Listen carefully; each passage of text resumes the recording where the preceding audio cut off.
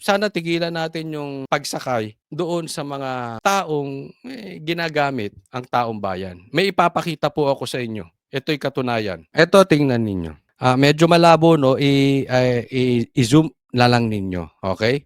Pero ito ay pinakita dito ni Baste. Lahat naman po kasi ng public official, pag aalis ng bansa, magsasabi yan. Kailangan niya ng approval. Okay? Kailangan niya magpaalam. Kailangan meron silang hawak na signed. Ito po ay pinirmahan ni John Vic, si Mr. Abangers. Alam niyo na kung bakit? Si Mr. Abangers to eh. Pinirmahan ni John Vic. So alam niya, aalis si Baste. Imposibleng hindi niya sinabi kay Torre. Narinig ko pa nga ang interview nito si John Vic na sabi niya kung maaari ayaw niya ng ganun eh, na nagkakaroon ng hamunan, no? Pero eto siya, kung susundan natin yung sinabi ni Amy, isa po ito, si John Vic, kasama si Torre, at yung kapatid niyang si Boying Rimulya, na magkakasabwat, kasama si Gibo, sa pagkidnap kay Tatay Digong. Kung susundan po natin yung sinabi ng mismong kapatid ng presidente na si Amy Marcos, lumabas sa kanyang investigasyon, eto ang mga to ang kumidnap kay Tatay Digong. Bakit ko po dinidiinan? Kaya ako po dinidiinan yan. Dahil hindi imposibleng alam ni John Vic, nagpaalam sa kanya, ni hindi man lang niya sinabi kay Torre na linggo wala dito. Para kang naghahamon sa multo. Wala dito sa bansa si Baste ng linggo. Alam nila kung kailan darating si Baste. May report yan. Kaya nga si Tatay Digong from Hong Kong na-intercept nila sa airport pa lang eh. Alam nila kung darating. Kung sakaling dumating dyan, biglang lumipad si Baste ng linggo, they will know it. Pwedeng bigla nilang i-cancel. Sabihin nila, ay,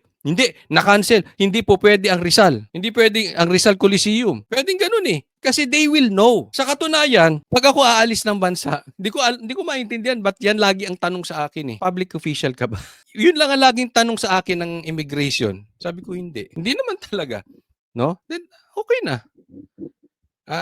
Sa dami ng pwedeng itanong yun ang laging tanong. Pero kasi yan, meron sila dapat. Okay? So alam ni John Vic. And I strongly believe, alam to ni Torre. Now, ito ay lantarang panloloko sa taong bayan. Di ba? Mag-i-schedule ka, alam mo wala yung kahamon. Tapos, si Torre, they will call Baste na manloloko. Ayun, pirmado ni John Vic, oh. May stamp ng DILG. Tapos, nasa ringside si John Vic. Di ba circus yung ginagawa nilang yan? Sa tingin ninyo, kayo natanungin ko, yan ba ay hindi panloloko sa taong bayan? Anong motibo nyo rito? Lagi nyo tatandaan, eto lagi ang target nila. In my opinion, laging dalawa ang target nila. They will hit two birds in one stone. Nangyari ngayon. Una, pasamain ang imahe ng Duterte. Pangalawa, paktakpan ang mga mahahalagang kapalpakan ng gobyernong ito. Nung unang kumalat yung balitang namatay, yung asawa na kasama sa entourage ng First Lady sa cocaine, di umano, at inamin yon ng entourage mismo, yung asawa mismo nung namatay sa entourage mismo ni Lisa na nagmariwana sila, nag-cocaine sila at nag-alcohol sila. Nung pumutok yun, ano ang pinantakip? Yan yung kinidnap. I will never forget that kasi nasa rally kami dyan sa Liwasang Bonifacio that time. Yun yung pagkidnap kay Tatay Digong. And here we are again. Nung second na may kumalat, lumabas, anong pinantakip? Etong boxing. With the same people involved. Again, Torre and John Vic. Di ba? Again. It's another coincidence. Remember, doon sa mga matagal nang sumusubaybay ng vlog ko, ano sinabi ko? Nung pangalawang pumutok yung nangyari kay Lisa dyan at sa kasama niyang namatay sa cocaine, ano sabi ko? Expect kayo ng malaking balita coming from these people. Kasi napanood na natin tong storya na ito eh. Again, who is involved?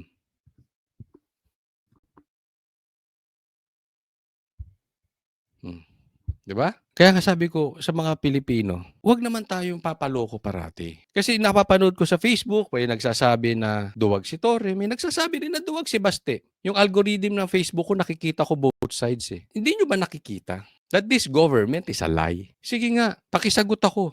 Doon sa mga pulahan, sa mga pinklawan na tinatawag na duwag si Baste. Kung ako, may lakad ako papuntang Amerika at may hamon ako, unahin ko yung hamon. Pwede naman 3 araw lang ako do'n, pagbalik ko puwede naman nating ituloy, 'di ba? May sense naman talaga yung sinasabi ni Baste and may katunayan siya, oh. At alam lahat siya ng politiko na kailangan ka talagang magpapaalam. Eto pa ang nakakatakot. Kung umattend dito si Baste, posibleng ipahuhuli siya. Bibigyan ko po kayo ng ebidensya. Eto, tingnan po ninyo, okay? Nakita ko ito sa Tribune, Daily Tribune, okay? Ang sabi ni General Fillmore Escobar, sabi niya, mandatory pala. Ibig sabihin, pina-attend yung mga pulis. Mandatory pala mag-attend ng mga pulis sa boxing match at mandatory din mag-donate. Ibig sabihin, kahit ayaw nyo mga pulis, dito sa circus na ginawa namin, dito sa panlolokong ginawa namin, mandatory umattend kayo.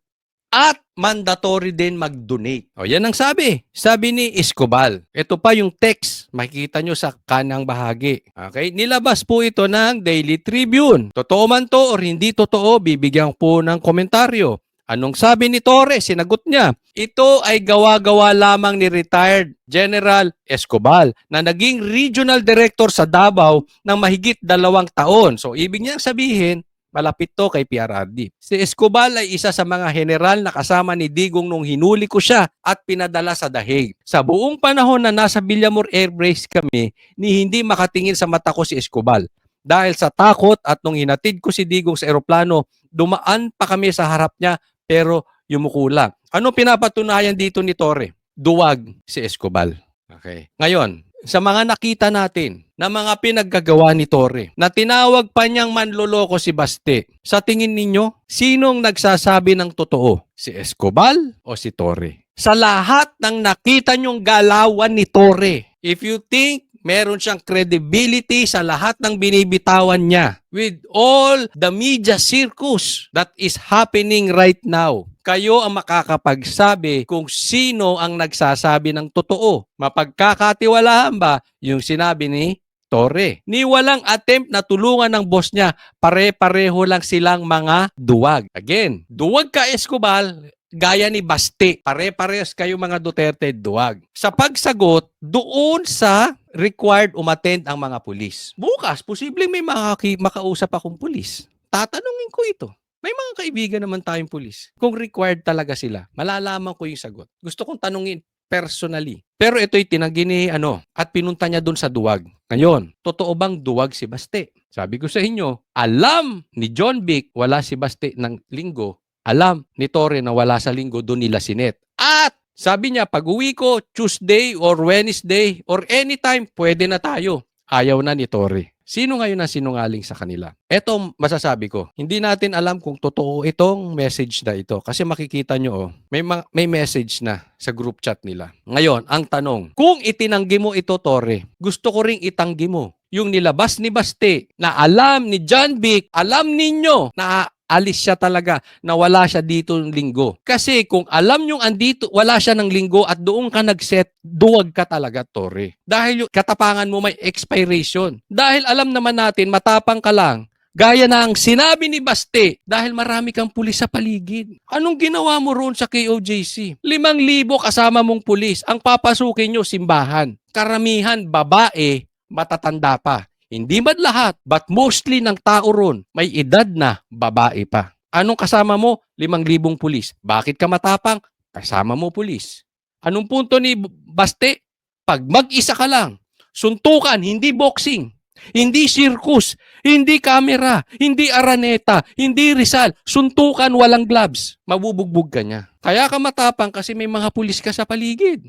Nung hinuli mo si PRRD, wala ding kalaban-laban. Sinarado nyo yung Villamor. Walang makapasok. Even yung anak na vice president, di nyo pinapasok. At may mga kasama ka maraming pulis. Siyempre matapang ka ron. Kahit sino eh. Kahit ako tutukan ako ng pulis eh. Marami. Anong magagawa mo? Baliktarin natin ang sitwasyon. Hindi ka laging nasa power. Kung ikaw kaya tutukan ng mga pulis, 5,000 sila, papalag ka? How I wish pumalag ka. Diba? Yun ang punto ni Baste. Kaya pag suntukan, wala ka. Kaya nga challenge ko sa'yo eh. Total, sinabi mo sinungaling to. Sinungaling tong sinabi ni Escobar, General Escobar. Sabihin mo na rin na sinungaling si Baste at hindi totoo yung pinirmahan ni John Vic na travel advisory niya. Sabihin mo, hindi mo alam na aalis. Bakit hindi mo ngayon maitanggi sa media? Kasi kung hindi mo kayang itanggi, ibig sabihin totoo.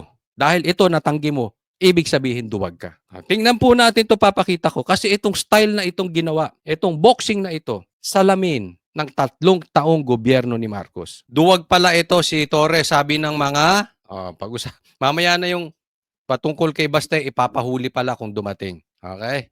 Nakita niyo naman, napakalaki naman ng ating effort at pagod na inilagay dito. At I don't think na he is worth responding to at this point in time. Yun.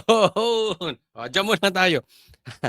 Kita nyo naman, napakalaki ng pagod ko rito. Una, pangalawa, hindi siya kailangan pagbigyan ng importance si Baste. Okay? Sagutin kita doon sa una na napakalaki ng pagod ninyo. Sino ba nagsabing magpakapagod kayo? Di ba? Sinabi nyo naghamon si Baste. Inispin ng media, hindi naman talaga naghamon si Baste. Ang sabi ni Baste, kung magsusuntukan tayo, mabubugbog kita. Kaya lang, mali yung tanong ng media. So, sinagot mo yung media. Ako nga, duda ako eh. Yung tanong ng media, posibleng planted. Bakit? Etong spin na ito, etong naratibo na gusto nyong ipalabas na duwag ang Duterte at para matakpan yung kahinaan ni Bongbong at saka yung nangyari dyan sa LA, sa Amerika na may namatay na kasama ni Lisa. Pinagtakip yan eh. So mali yung tanong. If you ask the wrong question, you will get the wrong answer. So ang tanong, yung hamon ni Baste, hindi ka naman hinamon. So hindi natin alam kung nagtanga-tangahan ka o talagang tanga kasi bakit hindi ka nag-research? Ang linaw no sinabi kayo nga humusga. Ito ba ay hamon? Kung magsusuntukan tayo, mabubugbog ka. Hamon ba yun? O just stating a fact? Di ba? Halimbawa, sabihin ko, kunwari ako si Baste, kung pagwapuhan ang laban, magmumukha kang tae sa akin. Yung ba'y naghahamon ng pagwapuhan? O just stating a fact na talaga mas gwapo si Baste sa'yo? Di ba? Kaya lang mali yung tanong ng media, so mali ang sagot mo na para naghamon. Ngayon, sino nagsabi, nagpakahirap kayo dyan? Saan ka nakakita na sumagot ka di umano sa hamon na hindi naman naghamon, tapos hindi mo in-inform yung tao, okay ka ba rito? Hindi, basta ka pala desisyon. Nag-decide ka na, nag-practice ka na media, tapos gusto mo sa Araneta, tapos kumonta ka na sa Rizal dahil hindi pwede yung Araneta, kumonta ka na doon nang hindi inaabisuhan yung kalaban. Okay ka ba rito? Laban tayo. Suntukan tayo. Di ba? Tapos, yung mga tropa mong media, nakasama mo sa spin, diyan sa drama nyo sa media, panay naman ang kuha sa'yo. Di nakuha mo na yung gusto mo. I mean, it is a fact. Di ba? Katangan nyo na kung sa tingin nyo mananalo to si Torre ng suntukan kay Baste. Posible kong barilan kasi ang dami mong kasamang pulis eh. Hindi ko nga alam kung syota mo yung nasa likod dahil parati mong kasama. Or posible, baka duwag ka kung wala yung babae sa likod mo na general na pre-remote nyo. Hindi po kayo pinagbibintangan. Baka lang. Okay? Pero sa atin, anong klaseng hamon yan? Anong klaseng, basta ka nag-decide. Meron pang undercard. So anong klase yun? Mamaya i-discuss natin yung talagang buong kwento nito eh. Isa-isahin lang natin. Na natin siya sa kanyang mundo. Hindi na ako tatanggapin kung lumulog sa ibang araw. Kita mo, ito sabi niya, hayaan na lang natin muna siya sa sarili niyang mundo. Teka muna, sino ba may sariling mundo? Ikaw, parang may sarili kang mundo eh. Bakit lagi mong kasama yung babae na yan? Takot ka ba kung wala yan, nasa likod mo? Pangalawa, saan kita ka naghamon? Hindi alam nung hinamon mo. Nag-decide ka ng schedule, ikaw lang basta. Saan ka nakakita ng ganun? I mean, kung ikaw may utak, ikaw ay graduate, ikaw ay may pinag-aralan, hindi ganun ang sitwasyon. Sabihin niyo lang at tingnan natin kung anong isasagot natin yun. Pero I don't think really... Tingnan mo, hindi na siya makasagot. No? Ano ba ang tanong? Okay? Ang gusto kasi ni Baste, nasa Singapore siya. Gusto ni Baste, Martes or Wednesday o kahit kailan. Nasa Singapore kasi siya ng linggo. Sabihin niyo lang at ito sa kanyang mundo. Hindi na ako tatanggapin kung lumulog sa ibang araw. Sabihin niyo lang at tingnan natin kung anong isasagot natin yun. Pero I don't think really that there's still logic in anything that he say anymore. Tingnan mo, ang tapang pala nito si Torre, may expiration, di ba? Halimbawa, sabihin ko, hinahamon ko ng suntukan si Boss Dada, pero hanggang Martes lang. Pagkatapos ng Martes, Bahala ka na sa mundo mo, Boss Dada. Wala na akong pakialam sa'yo. Basta yung hamon ko sa'yo hanggang Tuesday lang. Busy ako na tao. Eh alam ko si Boss Dada nasa Dahig. Paano uuwi yun dito? Eh alam ko isang buwan yun doon. 'Di ba? Eh alam nyo na si Baste nasa Singapore. Hindi ba kaduwagan yun? O wag tayo maglokohan. Sige. Alam ko magkakaiba-iba na naman tayo dito eh. Meron na namang sasabihin yung dilawan, yung pinklawan. Lalong-lalo na ang very critic dito. Yung pinklawan na sumasawsaw sa pula. Sila ang very critic dito kasi talagang gusto nila i-ignite yung fire na patayin ng Duterte sa media. Hindi literally patayin na yung kanilang imahe. Kasi ang nag-aay dito ng posisyon talaga is yung dilaw. Hindi naman nanalo yung pula eh. Kaya mainit dito yung dilaw. Okay? Pero sa tingin ninyo, yung mga tunay na lalaki na nanunood sa akin dito, ang hamon walang expiration. Meron ba talaga maghahamon na alam mong wala siya dito? Alam nyong aalis si Baste. Alam nyong lahat aalis si Baste. Tapos maghahamon kayo kung kailang aalis. Sa mga tunay na lalaki na nanunood dito, alam nyo yan kahit ano pa kulay ninyo. Alam nyo, mali yung pagtanggap ng hamon nitong si Torre. Sige, anong maitatawag ninyo doon sa naghahamon o tumatanggap ng hamon at magse-set up ka ng lugar at araw na alam mo na wala yung kalaban sa araw na yon. Pagkatapos nun, ayaw muna sa ibang araw. Basta isang araw lang. Isa lang, linggo lang. Yung tapang ko hanggang linggo lang. Yung aking pag-ensayo hanggang linggo lang, may expiration. Kinabukasan, duwag na ako. Ayoko na, busy na ako. Sige nga, sa mga tunay na lalaki kalimutan muna natin yung kulay natin dito. Kalimutan muna natin yung political agenda natin dito. Tama ba yung ginawa niya? Eh doon pa lang. Kaya yung sinasabi nila, baste duwag, yun ay talagang tanga or nagtatanga-tangahan lang. Alam nila yung spin na ginawa dito nitong sila Torre. Hindi siya nag-iisa rito. Ang dude ako rito, I strongly believe, in my opinion, this is state-sponsored. Kasabot niya rito gobyerno. Mamaya ipapaliwanag natin lalo. Parang yun nga eh. Ang credibility kasi parang, di ba, maloko mo ako ng isang beses, shame on you. Pag niloko mo ka ng 2 beses, shame on me. At kaya nga nagtataka ako, anong klase yung mga supporters meron siya na alam na nanloloko lang yung tao, nagpapaloko na rin lang sila. Okay. Ang sabi niya rito, isa-isahin natin ito. Hindi ko palulusutin ito eh. Halatang-halatang nanloloko na daw si Baste. Ayaw niyang tanggapin yung hamon kasi ang tapang niya hanggang linggo lang. Nawala si Baste. So, niloko siya ni Baste. Paano ka niloko? Nag-agree ba si Baste na, sige, linggo darating ako. In what way ka niloko ni Baste? In what way niloko ni Baste ang taong bayan? Tinanggap ba niya yung hamon? Nang linggo lang.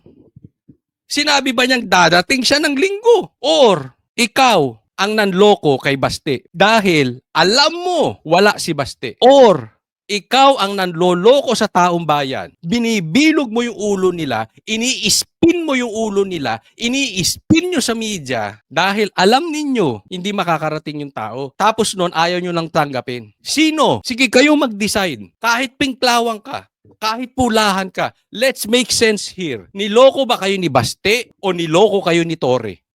Kasi hindi naman tayo, kung sa tingin ko, duwag talaga si Baste. I will say duwag siya. Niloko siya, niloko. Halimbawa, sinabi ni Baste, darating ako dyan. At hindi siya dumating. Budol ka, Baste. Wala akong narinig. At the get-go, sabi niya, unang statement niya, hindi siya pwede ng linggo. Nag-schedule ka ng linggo. May pasabi, wala. Sinong manloloko? Ikaw o si Baste? Tuwa naman silang niloloko sila. So, hindi naman tayo obra doon. Hindi tayo kasali sa mga taong na pwede niya lokohin all the time.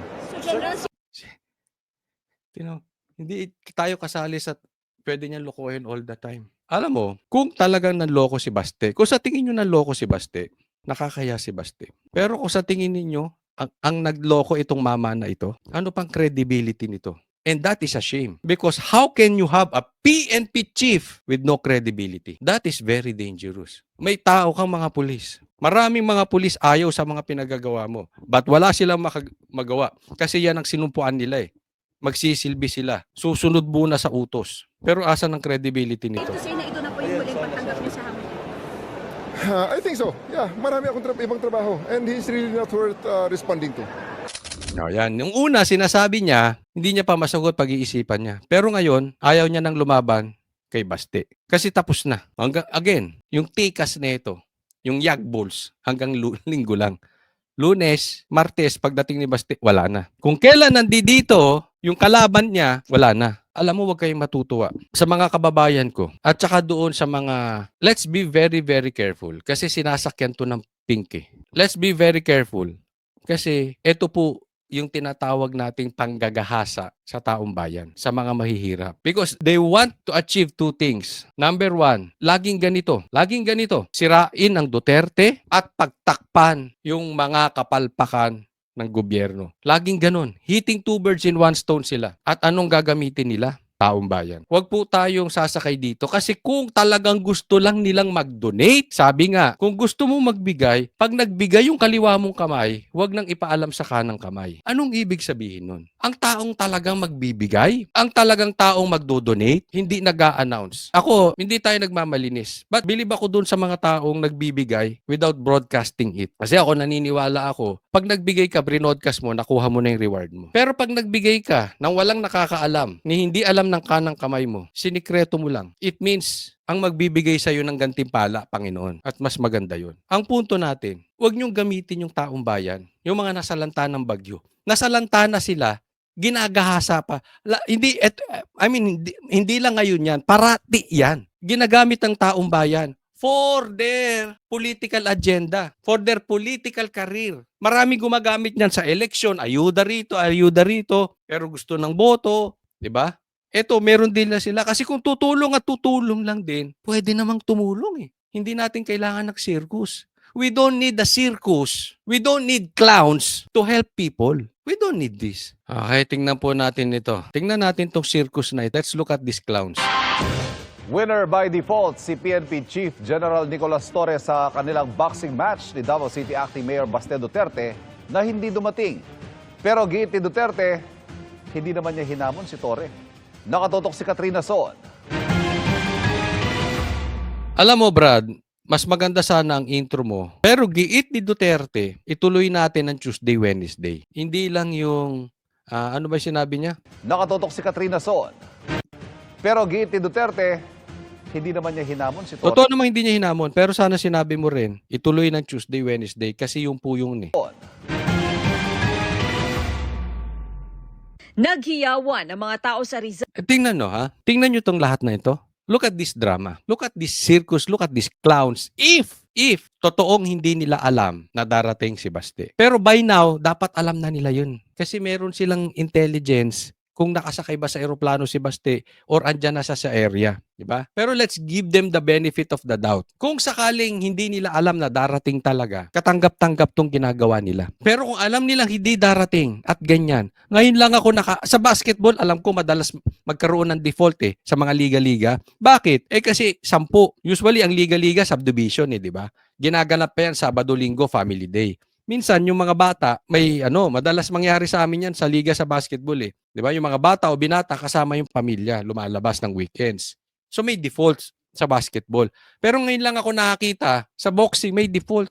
Kasi alam mo yan pinagplanuhan niya ng ilang buwan at isang tao lang naman. So alam dapat nung isang tao. Ngayon kung alam nilang hindi darating si Baste, anong circus? Anong kakornihan niyang ginagawa niyo, Torre? Anong importance ng nasa likod mo yung babae na yan parate? Anong significance? Memorial Coliseum nang lumabas si PNP Chief General Nicolas Torre III.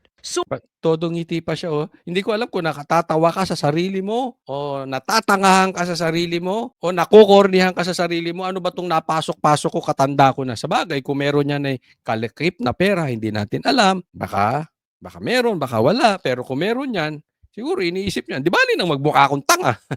Tanda na ako At least, di ba? Bago ako mag-retire, meron tayong kahit nagaling sa masama. Ang kanyang pulang boxing jersey at gloves, handa na para sa boxing match nila ni Davao City Acting Mayor Baste Duterte. Maya-maya, nag-countdown.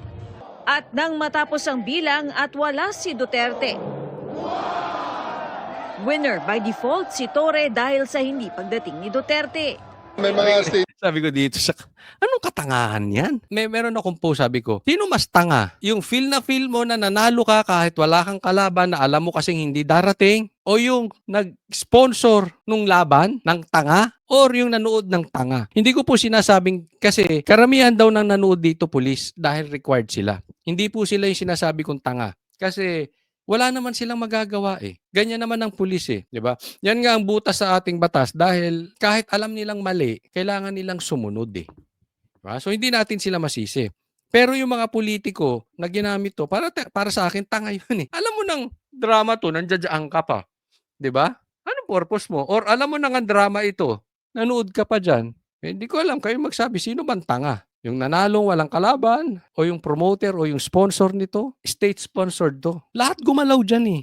May pirma nga ni John Vic pinakita ko sa inyo. Imposibleng hindi nila alam. Or yung mga nanood, sino mas tanga? Eh, kayo na sumagot dyan. Pero ito yung sinasabi ko. Itong circus na ito, itong boxing ni Torre, ito ay salamin ng gobyerno ni Marcos ng 3 taon. They will create something out of nothing. Para ano? Para doon sa purpose na siraan ng Duterte, gibain ng Duterte, at pangalawa, mapagtakpan yung kahinaan ng gobyerno. Gamit ang pera ng taong bayan, gamit ang pera ng gobyerno, kasama sa spin, ang media, kasama ang kanilang kapangyarihan, at idadamay na sila ay merong mabuting loob para sa taong bayan at masama ang Duterte. Bigyan ko kayo halimbawa. Eto, alam nila hindi atin ng Duterte, but they came up with a schedule. Tapos may ganyan lahat. Yan po ay imposibleng hindi state-sponsored yan. So galaw ng gobyerno yan. Para ano, siraan ng Duterte, para mapagtakpan yung nangyari dyan sa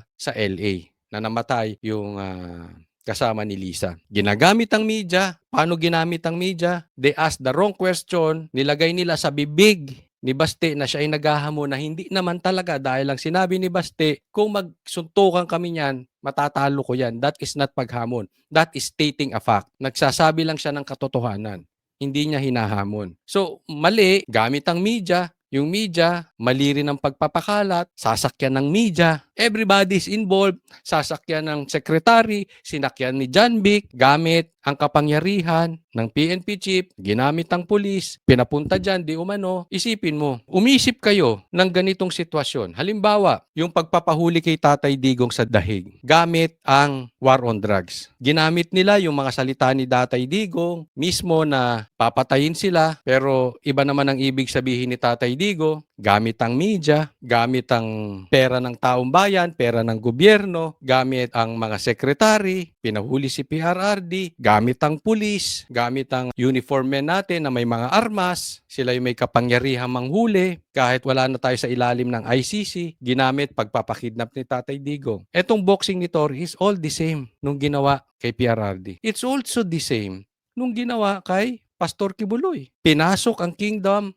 sa mali na warrant of arrest. Tandaan natin, ang hinahanap nila doon si Pastor Kibuloy.